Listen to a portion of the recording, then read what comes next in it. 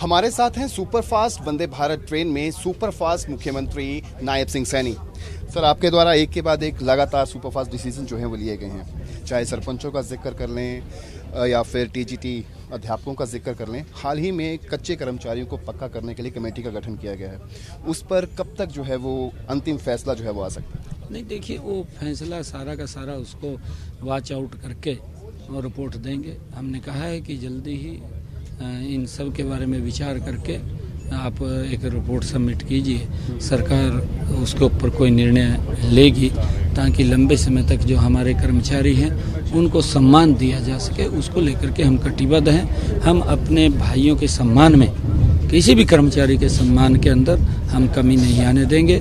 बैठ करके एक रास्ता निकाल करके उनके सम्मान को बढ़ाने के लिए काम करेंगे। सर, देखा जा रहा है कि जिस तरीके से चाहे हम संत कबीर कुटीर आवास का जिक्र कर लें, यहाँ पर जहाँ पर भी आपके कार्यक्रम होते हैं, हज़ारों की तादाद में तमाम कार्यकर्ता, तमाम लोग जो हैं वो आपसे मिलने पहुँचते हैं और हर किसी के चेहरे पे एक मुस्कुराहट जो है वो रहती है। और ख़ासतौर पर वो मुस्कुराहट इसलिए भी रहती है क्योंकि आपके चेहरे पर मुस्कुराहट रहती है। उसका नतीजा ये है कि वो जिस फरियाद को लेकर आपसे मिलते हैं वो फरियाद जो है वो उनकी सुनी जाती है। उसको लेकर किस तरीके से देखते हैं, क्योंकि संत कबीर कुटीर के अंदर एक तरीके से 24/7 जो है वो आप उनसे सीधे तौर पर मिलते हैं, कैसा अनुभव रहा अब तक का? नहीं, देखिए, अच्छा है लोगों की समस्याएं, क्योंकि मैं इस बात के लिए मानता हूं, मैं पहले भी ये बात बोलता था कि भाई परमपिता परमात्मा ने, और परमात्मा का रूप ये जनता जनार्दन है, इन्हीं के आशीर्वाद से हम वहाँ बैठे हैं।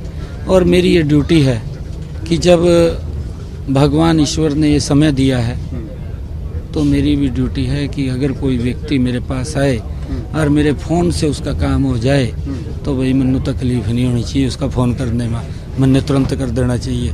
और मैं करता हूँ। रात को भी अगर कोई व्यक्ति इमरजेंसी में आता है, मैं उठ करके उसकी बात सुन करके उसका समाधान करता हूँ। ये नहीं है, हमने करना चाहिए। कहीं पर किसी को अगर आवश्यकता है, भी गाँव के लोग बोलते हैं आकर के, भाई यहाँ हमारे पुल लग जा, कोई लगे ना, क्यों ना लगे, लगना चाहिए। वो सब योजना नीति बना करके लोगों के जीवन को सरल करना। अब हम देखते हैं हरियाणा के 14 अन्य फसलें भी एमएसपी पर खरीदने का काम हमारी सरकार कर रही है। लगातार हमारी सरकार लोगों के हित के अंदर, लोगों की मजबूती के लिए वो काम कर रही है। लोगों के जीवन को सरल करने का काम हमारी सरकार कर रही है।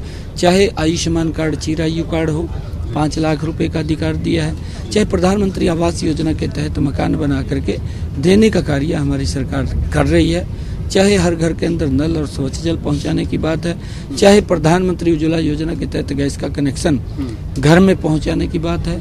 ये लगातार हमारी सरकार जो एक से एक बढ़ करके निर्णय ले रही है। चाहे जिनकी आय 1 लाख रुपए से कम है, ऐसे परिवारों को एक हैप्पी कार्ड 1 साल के अंदर 1000 किलोमीटर तक फ्री में यात्रा कर सकता है। ऐसे बहुत सारे काम और निर्णय हमारी सरकार निरंतर ले रही है, जिससे कि लोगों को ये लगे कि ये सरकार मेरी है। और ये महसूस आज लोगों को हो रहा है कि सरकार हमारी सरकार है। मैं तो एक गरीब घर का बेटा जिसकी कल्पना भी नहीं थी कि मैं यहाँ आकर के बैठ जाऊँगा। आज आदरणीय नरेंद्र मोदी जी और तमाम हमारी पार्टी की लीडरशिप ने ये इस प्रकार का सम्मान पहली बार देने का काम किया है, और जिसका एक पूरे प्रदेश के अंदर अलग मैसेज है। आपने सर बहुत सारी योजनाएं गिनाई, लेकिन इन तमाम योजनाओं पर सवाल जो है वो विपक्ष खड़ा कर रहा है और सीधे तौर पर हिसाब मांगता हुआ नजर आ रहा है। समूचे प्रदेश के अंदर जगह जगह जाकर रैलियां जो है वो उनकी तरफ से की जा रही हैं, वहाँ पर हिसाब मांगते हुए दिखाई दे रहे हैं। नहीं, देखिए, बापू बेटा लगे हुए हैं। मैं तो ये कहना चाहूँगा, बेटा बापू का साहब पूछ ले, बापू बेटे का साहब पूछ ले, क्योंकि वो भी सांसद रहा है लंबे समय तक, वो मुख्यमंत्री रहा है। दोनों का साहब पूछ कर जनता को बताना चाहिए। बापू ने बेटे का बताना चाहिए, बेटे ने बापू का बताना चाहिए। भी ये कारनामे हुए हैं, ये काम हुए हैं और यहाँ लोगों को सुविधा मिली है। वो कौन सी सुविधा है वो भी हरियाणा प्रदेश के लोग जानना चाहते हैं कि कांग्रेस के समय के अंदर 10 साल अगर मुख्यमंत्री रहे हैं तो कौन सी सुविधा मिली, वो भी बताना चाहिए। अगर मैं खेलों का जिक्र करूं सर, तो पेरिस ओलंपिक में जिस तरीके से हरियाणा के जो खिलाड़ी हैं वो लगातार मान सम्मान जो है वो बढ़ाने का काम कर रहे हैं, तो दूसरी ओर दीपेंद्र हुड्डा जो हैं वो सीधे तौर पर खेल नीति पर सवाल उठाते हैं। क्या कहना चाहेंगे उन्हें, किस तरीके से क्या जवाब देंगे? देखिए, कांग्रेस की आदत है थुक्को और भाग जाओ। इस नीति पे कांग्रेस काम करती है, भी गंद फैलाओ और भाग जाओ। वो उस नीति पे चल रहे हैं। परंतु लोग आज इस बात को समझ रहे हैं कि गंद नहीं फैलने देंगे। ये कुछ भी बोलते रहें, कुछ भी कहते रहें, कुछ भी झूठ बोल रहे हैं, गंद नहीं फैलने देंगे।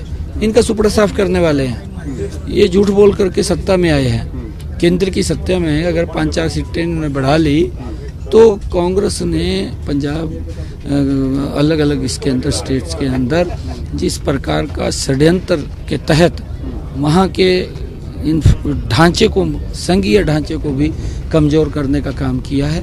ये कांग्रेस की इस प्रकार की सोच रही है कि विकास के अंदर बाधा बनना, ये उस सोच के ऊपर काम करते हैं। बहुत बहुत शुक्रिया। तो ये थे हमारे साथ सूबे के मुख्यमंत्री नायब सिंह सैनी, जिनका सीधे तौर पर कहना है कि इस बार जब चुनाव होंगे तो कांग्रेस का सुपड़ा साफ करने का काम जो है वो भारतीय जनता पार्टी करेगी और जाहिर तौर पर जितने भी योजनाएं जो है वो सरकार की तरफ से शुरू की गई हैं उन तमाम योजनाओं का लाभ जो है वो प्रदेश की जनता को मिल रहा है। चंडीगढ़ से कैमरा पर्सन विशाल गुलाटी के साथ रवि चंदेल, सूर्य समाचार।